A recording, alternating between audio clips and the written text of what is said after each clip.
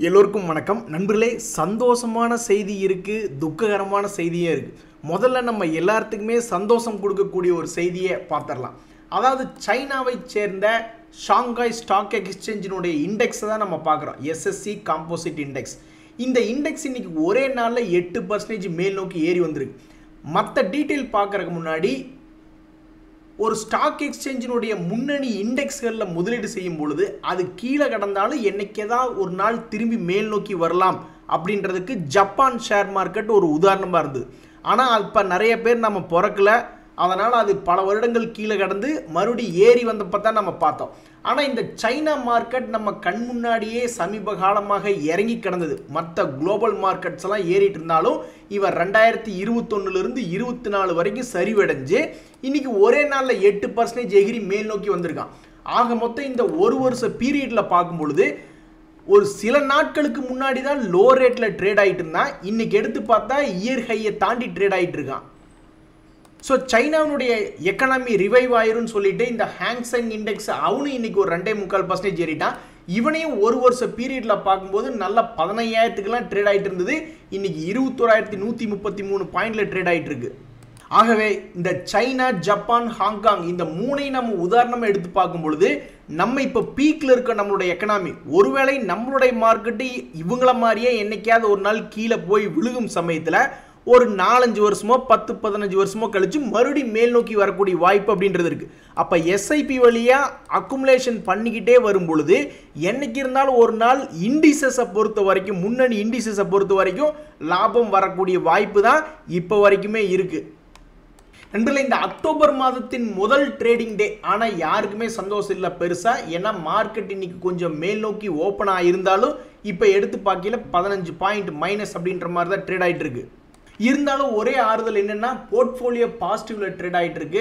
அந்த வகையில் கடந்த 2 நாட்களாக கொஞ்சம் சந்தோஷம் தான். இந்த சந்தோஷத்தை எல்லாம் கெடுத்து விடக்கூடிய ஒரு மிகப்பெரிய செய்தி என்ன அப்படின்னு பார்த்தீங்கன்னா, இப்போ ஜீரோதாவில் இந்த மாதிரி ஒரு நோட்டிஃபிகேஷன் வந்திருக்கு. அதாவது new STT and transaction charges இன்னிலிருந்து இம்ப்ளிமெண்ட் ஆகணும் அப்படின்றது செபியினுடைய ஆர்டர். அந்த ஆர்டரின் படி என்ன ஆகுதுன்னா, எஸ்டிடி ஆப்ஷன் ட்ரேடிங் பண்ணுறவங்களுக்கு எஸ்டிடி வந்து என்ன ஆகுது அப்படின்னு பார்த்தீங்கன்னா இன்க்ரீஸ் ஆகுது. அதே சமயம் டிரான்சாக்ஷன் சார்ஜ் அப்படின்றது கொஞ்சம் குறையுது. இதன் மூலியம் நம்ம எப்படி புரிஞ்சுக்கலாம்னா, ஆப்ஷன் ட்ரேடிங் 1 கோடிக்கு நம்ம பிரீமியம் மூலியமா வால்யூம் பண்ணும்பொழுது 2050 ரூபா அதிகம் அப்படின்றது ஆகுது. இதுவே ஃபியூச்சர் செக்மெண்ட்ல 1 கோடி ஃபியூச்சர்ஸ்லாம் மிக அசால்ட்டாக நிறைய பேர் 1 கோடி அப்படின்ற டிரான்சாக்ஷன் எட்டிடுவாங்க டிரான்சாக்ஷன் வால்யூமை.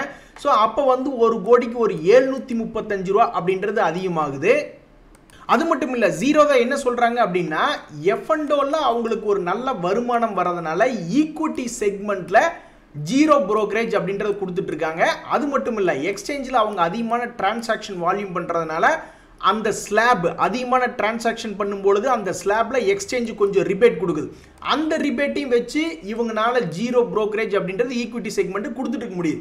இப்போ நடந்திருக்கக்கூடிய இந்த சேஞ்சுகளால் இவங்கனால இனி அடுத்த 3-4 மாதத்துக்கு எப்படின்னு மானிட்டர் பண்ணிட்டு ஜீரோ புரோக்கரேஜ் அப்படின்றது டெலிவரி செக்மெண்ட்டுக்கு மேபி இல்லாமல் கூட போகலாம் அப்படின்ற மாதிரியான நோட்டிஃபிகேஷன் தான் இது. ஸோ எதாக இருந்தாலும் இன்னும் 2-3 மாதம் கழித்து பார்க்கும்போது பல பேர் வந்து என்ன அட்வர்டைஸ்மெண்ட் பண்ணுறாங்க, ஜீரோ புரோக்கரேஜ் நீங்கள் டெலிவரி எடுத்த அப்படின்ற மாதிரி தான் நிறைய பேர் ஆளை உள்ளே இழுக்கிறாங்க. ஈக்விட்டி செக்மெண்ட்டுக்குள்ளே ஃபஸ்ட்டு ஒருத்தனை அடி எடுக்க வச்சுக்கிட்டு அப்புறம் அதுக்கப்புறம் அவனை ஆப்ஷனு ஃபியூச்சர்ஸு அந்த மாதிரிலாம் நிறைய பக்கம் புஷ் பண்ணுறாங்க, மியூச்சுவல் ஃபண்ட்ஸ் அந்த மாதிரி. ஸோ அப்போ இந்த ஜீரோ புரோக்கரேஜ் அப்படின்ற ஒரு அட்வர்டைஸ்மெண்ட் ஆக்டிவிட்டியோ அல்லது அதே மாதிரி ஒரு சோஷியல் வெல்ஃபேரோ மேபி இனிமேல் இல்லாமல் போகலாம்.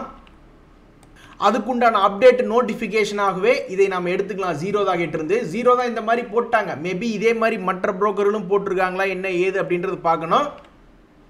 இப்போ இந்த சேஞ்ச் யாருக்கெல்லாம் அடினா 2 பேர்த்துக்கு அடி. இந்த ஆப்ஷன் ட்ரேடிங் அதே மாதிரி இந்த ஃபியூச்சர்ஸ் ட்ரேடிங் பண்ணிட்டு இருக்கிறவங்க, ஏற்கனவே நஷ்டம் பண்ணிட்டு இருக்கிறவங்க தலையில் இன்னொரு 1 கோடிக்கு ஒருக்கா 2000 700 அந்த மாதிரி ஆட் ஆகிட்டு போகுது. இன்னொரு யாருக்கு பிரச்சனை அப்படின்னா, இந்த ஜீரோ புரோக்கரேஜ்னால ரொம்ப குறைவாக ஒரு 3000-5000 ரூபாய்க்கு மட்டுமே ஈக்விட்டி வாங்கி ஜாலியாக அது ஒரு 10% கிடைக்கும் போது 500 ரூபா அப்படின்ற மாதிரி வித்துக்கிட்டு இருக்காங்கன்னு வச்சுங்களேன். அப்போ அவங்களுக்கு வந்து இது ஒரு அடியாக இருக்கும். ஸோ சிறு வியாபாரிகளுக்கு முதல்ல ட்ரேடர்களுக்கு அடியாக இருந்தது. இப்போ இனிமேல் இன்வெஸ்டர்ஸுக்குமே வந்து அவங்களுடைய டோட்டல் ப்ராஃபிட்ல இது போன்ற வாங்கறதுக்கு 20 ரூபா விற்கிறதுக்கு 20 ரூபாய்ன்னு சார்ஜ் போட்டாங்கன்னா அவங்களுடைய லாபம் பாதிக்கப்படுகிறது. ஆக மொத்தம் சிறு வியாபாரிகளுக்கும் சரி சிறு முதலீட்டாளர்களுக்கும் சரி இப்போ கொஞ்சம் அடியாத்தான் இருக்கு. ரொம்பவுமே முக்கியமாக எதிர்பார்க்கப்பட்டது என்னன்னா, செபியினுடைய மீட்டிங் அவுட்கம்ல ஏதாவது ஆப்ஷன் ட்ரேடிங் ரிலேட்டடாக ஃபியூச்சர்ஸ் ட்ரேடிங் ரிலேட்டடாக ஏதாவது அந்த பத்மநாதன் கமிட்டியை உள்ள இழுத்துட்டு வர்றாங்களா அப்படின்ற மாதிரி ஒரு முக்கியமான விஷயமா இருந்தது. ஆனால் அவங்களுடைய செபி போர்ட் மீட்டிங் அப்படின்ற இன்ஃபர்மேஷன் எடுத்து பார்க்கும்பொழுது அவங்க மற்ற அஜெண்டாஸ் எல்லாம் டிஸ்கஸ் பண்ணியிருக்காங்க. அந்த பத்மநாபன் கமிட்டி பற்றி அதிகமாக ஒன்றையும் காணோம். அதனால் மார்க்கெட்டில் இன்னைக்கு எதுவும் பெருசாக மூவ்மெண்ட் இல்லை. நண்பர்களே, இந்த பேஸ் ஆஃப் இந்தியா அப்படின்ற ஷேர் மாதிரியே எல்லா ஷேரும் பிஹேவ் ஆச்சுன்னா நம்மளுக்கு தலைவலிங்கிறதே ஷேர் மார்க்கெட்டில் கிடையாது. அதாவது ஆகஸ்ட் மாதத்தில் இந்த ஷேர் இருக்கிறதுலே உச்சிக்கு போயிருந்தா, அதுக்கு முன்னாடி கூட பல முறை உச்சிக்கு போயிட்டு கீழே இறங்கினாலும் மறுபடியும் மேல் நோக்கி வந்திருக்கான். ஸோ அப்போ இந்த பேஸ் ஆஃப் இந்தியா ஆகஸ்ட் மாதத்தில் இருக்கிறதுலே உச்சிக்கு 8100 ரூபா அப்படின்ற மாதிரி போயிட்டு 6500 ரூபா பக்கமெல்லாம் வந்துட்டான். பட் இருந்தாலும் 2 மாதத்துக்குள்ள மறுபடியும் அவனுடைய பழைய ஹை அப்படின்றது வந்திருக்கான். அப்போ என்ன ஆகுது, ஏற்கனவே இங்கே வாங்கினவங்களுக்கு வேணா உனக்கு ஒரு வாய்ப்பு தர ஓடிப்போ அப்படின்ற மாதிரி எடுத்துக்கலாம். அல்லது மறுபடியும் இதை பிரேக் அவுட் பண்ணிட்டு மிகப்பெரிய ஒரு அளவில் அடி வெளுத்து விடுற மாதிரி இங்கிருந்து மேல் நோக்கி போகிறதா அப்படின்ற மாதிரி எடுத்துக்கலாம். எப்படி பார்த்தாலும் 2 சினாரியுமே காப்பாற்றித்தானே விடுது. ஒருவேளை மேபி இங்கே பிரேக் அவுட் ஆகாமல் கீழே விழுந்துட்டு மறுபடியும் யாருக்கு தெரியும், இதுக்கு முன்னாடி அவனுடைய ஹிஸ்ட்ரி ரிப்பீட்ஸ் அப்படின்ற மாதிரி ஒவ்வொரு முறையும் இறங்கினதுக்கப்புறம் மறுபடியும் 2-3 மாதத்துலேயே மறுபடியும் பிரேக் அவுட் ஆயிருக்கான். அப்போ கீழே வந்து கூட மேலே போகலாம் இல்லையா? ஸோ அது மாதிரி இந்த பேஸ் ஆஃப் இந்தியா மாதிரியான ஷேர்கள் உங்கள் ஷேர்களா அப்படின்னு பார்த்துக்கிறது ரொம்ப முக்கியம். அப்போ இந்த கம்பெனியினுடைய பேக்ரவுண்டில் எப்படி இருக்குது அப்படின்னு நம்ம போய் பார்த்தோம்னா, ஃபஸ்ட்டு நம்ம பார்க்க வேண்டியது இந்த P&L அப்படின்றது ப்ராஃபிட் அண்ட் லாஸ் எடுத்து பார்த்தோம்னா இவனுடைய ப்ராஃபிட் அண்ட் லாஸ் வளருமுகமாக இருக்குது. ஸோ இருக்கிறதுலே பெஸ்ட் பேட்டர்ன் இது வரைக்கும் நம்ம பார்த்ததுலேயே ப்ராஃபிட் ஏர்னிங்ஸ் க்ரோத் இருக்கக்கூடிய கம்பெனியாக இருந்தால் மேபி அவன் பல பேர்த்த காப்பாற்றுறான் அப்படின்ற மாதிரி பார்த்தோம். ஸோ அந்த இடத்துல இவன் வந்து ஒரு நல்ல ஸ்கோர் அப்படின்றது பண்ணியிருக்கான். அதே மாதிரி முதலீட்டாளர்களில் பெரிய அளவில் ஹோல்டிங் பண்ணிட்டு இருக்காங்களான்னு பார்த்தா அங்கேயும் ஒரு டீசெண்டான ஸ்கோர். அதே மாதிரி முக்கியமாக ஃபண்டமெண்டலாக அவனுடைய டிவிடெண்ட் கொடுக்கக்கூடிய கம்பெனி, அவனோட கடன் மிக குறைவாக இருக்கக்கூடிய கம்பெனியான்னு பார்த்தா அங்கேயும் ஓரளவுக்கு நல்லா ஸ்கோர் பண்ணியிருக்கான். ஸோ இது மாதிரி ஷேர்கள் அப்படின்றது நம்ம போர்ட்ஃபோலியோவில் இருந்து ஒருவேளை கீழே விழுந்திருந்தா கூட மறுபடியும் என்னைக்கு இருந்தாலும் ஒரு நாள் வந்து நம்மளை காப்பாற்றி விடுற மாதிரி வருவான் அப்படின்றதுல எந்த விதமான சந்தேகமும் இல்லை அப்படின்றதான் இந்த ஷேர் பூர்த்தி செய்து. நண்பர்களே, ஷேர் மார்க்கெட்டில் பல விதமான நியூஸ் வரும். ஒவ்வொரு சீசனுக்கு ஒவ்வொரு நியூஸ் வரும். சமீபத்தில் சுகர் கம்பெனியெல்லாம் ஏற்றி விட்டாங்க, அதுக்கு முன்னாடி டிஃபென்ஸ் ஏற்றி விட்டாங்க, ரயில்வே துறை ஏற்றி விட்டாங்க. இப்போ ஒருவேளை இந்த சைனா மார்க்கெட் இன்னைக்கு பார்த்தீங்களா இருக்கிறதுலே மிகப்பெரிய அளவில் வந்து மேல் நோக்கி ஆடிக்கிட்டு இருக்கான். என்னென்னா ஒரு எதிர்பார்ப்பு தான், சைனா மார்க்கெட்டில் பணத்தை போடுறாங்க அவங்க கவர்மெண்ட்டு, அதனால் அவங்களுடைய பொருளாதாரம் வளர்ந்துருமோன்னு. அப்போ சைனா க்ரோத் ஆகுதுன்னா ஃபஸ்ட்டு எது க்ரோத் ஆகுதுன்னா கன்ஸ்ட்ரக்ஷன் ரிலேட்டடாக தான் க்ரோத் ஆகும். ஸோ அப்போ மெட்டல் செக்டர்லாம் இருக்கக்கூடிய ஷேர்ஸ் எல்லாம் இப்போ கொஞ்சம் கீழே கிடக்குறான். ஒருவேளை இனி இந்த சைனா சீசனை வச்சுக்கிட்டு இந்த மெட்டல் ஸ்டாக்குகள் இப்போ கரண்ட் ரேட்லேருந்து ஒரு 20-30% ஏறுமா அப்படின்ற எதிர்பார்ப்பு தான் ஷேர் மார்க்கெட்டுக்குள்ளே வந்திருக்கு. ஸோ இந்த சீசனில் என்ன நியூஸ் தற்போதைக்கு அப்படின்னா மெட்டல் செக்டருக்கு தான் இருக்குது. அது சைனாவை பேஸ் பண்ணி நாளைக்கே சைனா தலை குப்புற விழுந்ததுன்னா அந்த சீசன் முடிஞ்சிருச்சு, எல்லாம் எந்திரிச்சு போங்க அப்படின்ற மாதிரி சைனா சொல்கிறக்கு வாய்ப்பு இருக்குது. பட் எனிவே தற்போதைக்கு ஃபோக்கஸில் இருக்கக்கூடிய செக்டர் என்ன அப்படின்னு பார்த்தோம்னா இந்த மெட்டல் செக்டராக தான் இருக்குது. நண்பர்களே, ஐபிஓக்களை பொறுத்த வரைக்கும் ஒரு நல்ல செய்தி ஒரு கெட்ட செய்தி என்ன அப்படின்னு பார்த்தீங்கன்னா அதில் எதுவுமே அப்ளை பண்ணுறதுக்கு இப்போ இல்லை. கருடா கன்ஸ்ட்ரக்ஷன் அப்படின்றதான் October 8 தான் ஓப்பன் ஆகிற மாதிரி இருக்குது. இப்போதைக்கு எந்த ஐபிஓமே இல்லை. அதே சமயம் க்ளோஸ் ஆகிருக்கக்கூடிய 2 ஐபிஓவில் இந்த கேர் அண்ட் ஹீட் எக்ஸ்சேஞ்சர்லாம் லிஸ்ட் ஆக போது ஒரு நல்ல லிஸ்டிங் வந்துச்சுன்னா ரொம்ப சந்தோஷமான நியூஸ். நண்பர்களே, உங்களுக்கு தெரியாதுல்ல, கீழே விழுகக்கூடிய ஷேர்கள் சிலதெல்லாம் வந்து டபுள் பாட்டம் மாதிரி சப்போர்ட் எடுத்து மேல் நோக்கி வருவான். அல்லது சில பேர் 200 days இஎம்ஏவை டச் பண்ணிட்டு அங்கிருந்து திரும்பி வருவான். அல்லது சில பேர் அந்த 200 days இஎம்ஏவை உடச்சி கீழே போயிட்டு வேற ஏதாவது இதுக்கு முன்னாடி 1 வருஷம் முன்னாடி 2 வருஷம் முன்னாடி அல்லது 3 வருஷத்துக்கு முன்னாடி இருக்கக்கூடிய ஒரு லோவை சப்போர்ட்டை எடுத்துக்கிட்டு மறுபடியும் மேல் நோக்கி வருவான். அந்த வகையில் இந்த வெல்ஸ்பன் லிவிங் அப்படின்ற ஷேர் வந்து இன்னைக்கு திடீர்னு 6% ஏறி இருக்கா. எங்கிருந்து வந்து ஏறி இருக்கு அப்படின்னா கரெக்டாக ஒரு 200 days மூவிங் ஆவரேஜ் பக்கத்தில் தொடர்ந்து 1 மாசமா சரிவடைந்து கொண்டு வந்த பங்கு கரெக்டாக 200 days மூவிங் பக்கத்தில் சப்போர்ட் எடுத்து மேல் நோக்கி ஏறான். இது ஒரு நாள் கூத்தா அல்லது தொடர்ந்து அடுத்த ஒரு 10-20 நாள் ஏறி அவனுடைய பழைய ரேட் வருவானா, 210 ரூபா வருவானா அப்படின்றது தெரியல. பட் தற்சமயத்துக்கு இந்த வெல்ஸ்பன் லிவிங் அப்படின்றது இந்த 2வது கேட்டகரியில் வேலை பண்ணுவானா அப்படின்ற ஒரு எதிர்பார்ப்பு தான் ஷேர் மார்க்கெட்டில் வந்துருக்கு. அதாவது 200 days மூவிங் ஆவரேஜ் டச் பண்ணிட்டு மேலே போவானா அப்படின்ட்டு. ஸோ டச் பண்ணியிருக்கான், மேலே போகிறானா இல்லையா அப்படின்றது பொறுத்து இருந்து தான் பார்க்கணும். நண்பர்களே, ஏற்கனவே ஐபிஓ மார்க்கெட்டில் ஹூண்டாய் அப்படின்ற ஒரு பெரிய ஐபிஓ வரப்போகுது அப்படின்ற ஒரு பெரிய நியூஸ் பார்த்துக்கிட்டு இருந்தோம். இப்போ ஸ்விக்கி அப்படின்றதும் ஐபிஓக வரலாம் அப்படின்ற மாதிரி ஒரு நியூஸ் பார்த்துக்கிட்டு இருந்தேன். ஸோ ஐபிஓ மார்க்கெட் இப்போதைக்கு டல்லாகிற மாதிரி இருக்குது. ஏன்னா எதுவுமே ஓப்பனாக இல்லை. பட் இருந்தாலும் அடுத்து வரக்கூடிய மாதங்களில் மறுபடியும் பிக்கப் ஆகக்கூடிய பெரிய பெரிய ஐபிஓக்கள் வர மாதிரி இருக்குது. இந்த சமயத்தில் வந்து பாருங்கள், அமெரிக்கக்காரன் நம்மளுக்கு அதாவது அமெரிக்கக்காரன் ஒரு குடும்பத்தில் யாராவது ஒருத்தர் போகிறாருன்னு வச்சுங்க, அவருடைய குடும்பம் மட்டும் இல்லாமல் அவரை சுற்றி இருக்கக்கூடிய பல குடும்பங்களையும் அந்த அமெரிக்கா உயர்த்தி விடுது. நம்மளுக்கெல்லாம் எப்படி உதவுது பாருங்க. இப்போ கூட இந்தியர்களுக்கு ஒரு 2.5 லட்சம் விசா அப்படின்றது ஓப்பன் பண்ணுறோம் அப்படின்ற மாதிரி சொல்லியிருக்காங்க. ஸோ இந்த 2.5 லட்சம் குடும்பம் அமெரிக்கா போர் உயரும் பொழுது அவங்கள சுற்றி இருக்கக்கூடிய ஒரு 4-5 குடும்பம், என் மாமா பையன் பெரியப்பா பையன் அங்கே இருக்கான் அப்படின்ற ஒரு நம்பிக்கை தானே நம்மளுக்கு.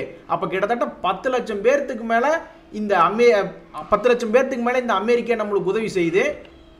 இப்போ கூட எங்கள் சொந்தக்கார போய் ஒருத்தர் ஜெர்மன் போயிருக்கான். அவன் படிப்பு முடியறதுக்குள்ள இன்னொருத்தனையும் சரி வாடா அப்படின்றான். அப்போ இவனும் காலேஜ் முடிச்சுட்டு அங்கே போயிடுவான். ஸோ அப்போ வெளிநாட்டில் வந்து நம்மளுக்கு வாய்ப்பு கொடுக்குறாங்கன்னா அது ஒருத்தனுக்கு மட்டும் இல்லை, 2.5 லட்சத்துக்கு மட்டும் இல்லை, கூட சேர்ந்து ஒரு 10 லட்சத்துக்கு கூட வாய்ப்பு கிடைக்குது. அடடா நண்பர்களே, ரைட்ஸ் இஷ்யூ மூலிமா சம்பாதிக்கிறது கடைசியாக நல்லா சம்பாரிச்சு கொடுத்தது எதுன்னா அந்த சவுத் இந்தியன் பேங்க் தான். அதன் மூலிமா நிறைய பேர் ரைட்ஸ் இஷ்யூவில் சம்பாதிச்சாங்க. அதுக்கப்புறம் வந்து இந்தியன் ஆயில் கார்பரேஷன் ஒரு நல்ல ரைட்ஸ் இஷ்யூவாக இருக்குமா, அது மூலிமா சம்பாதிக்கலாமா நிறைய பேர் பார்த்துக்கிட்டு இருந்தாங்க. ஆனால் அது மிஸ் ஆகி போச்சு. என்ன ஒரு நியூஸ் நான் படிக்கிறேன்னா, கிட்டத்தட்ட ஐஓசி வந்து 22,000 கோடி ரைட்ஸ் இஷ்யூ பிளான் பண்ணியிருந்தாங்க, அதை வித்ட்ரா பண்ணுறாங்க அப்படின்ற மாதிரி. நண்பர்களே, இந்த கிராம்ப்டன் அப்படின்ற ஷேர் யாராவது பார்த்துருக்கீங்களா? இந்த ஷேரை பார்க்கும்போது அது என்ன சொல்ல வருது அப்படின்னா, நீங்கள் எங்களை மாதிரி ஆளுகளை வாங்க வரும்பொழுது 3 வருஷ பிளானோட வாங்க, நாங்கள் பாட்டுக்கு இறங்கினோம்னா 2-3 வருஷத்துக்கு கூட இறங்குவோம், அதுக்கப்புறம் ஏதாவது ஒரு பீரியடில் வந்து பிக்கப் ஆகி அதுக்கப்புறம் பழைய ரேட்டே வருவோம். ஸோ அப்போ எங்களையெல்லாம் நீங்கள் பார்க்க வந்தீங்கன்னாவே 3 வருஷம் டைமோட வாங்க அப்படின்ற மாதிரி தான் இந்த கிராம்ப்டன் ஷேர் அப்படின்ற மாதிரி பிளான் சொல்லுது. நண்பர்களே, கடைசியாக நம்ம பார்க்கக்கூடிய இந்த பேங்க் ஆஃப் இந்தியா அப்படின்ற ஷேர், இந்த ஷேருடைய லாங் டேர்ம் சார்ட் அப்படின்னு போட்டு பார்க்கும்பொழுது 2009 பீரியட்ல இது 500 ரூபாய்க்கு போன மாதிரி காட்டுறான். இந்த 500 ரூபாயை போய் மறுபடி தொடணும் அப்படின்ட்டு 2017 ஒரு முயற்சி செஞ்சான். அப்போ ஒரு 200 ரூபா வரைக்கும் போயிட்டு கோவிட் சமயத்தில் வெறும் ஒரு 40 ரூபாய்க்கு கீழேலாம் வந்துட்டான்.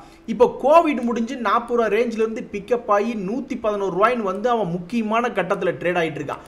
இங்கிருந்து ஒருவேளை மறுபடியும் அவனுடைய இலக்கு 400 ரூபா 500 ரூபாய் போய் தொடுவானா அப்படின்னு பல பேர் காத்துக்கிட்டு இருக்கீல, இவன் பாட்டுக்கு சரிஞ்சிட்டான். கிட்டத்தட்ட 150 ரூபாயிலிருந்து 111 ரூபா, நம்பரே சரியில்லை, அந்த இடத்துக்கு வந்து நிற்கிறான். பட் இருந்தாலும் இங்கேயும் அவன் பிரேக் டவுன் ஆகி இன்னும் கீழே வரல.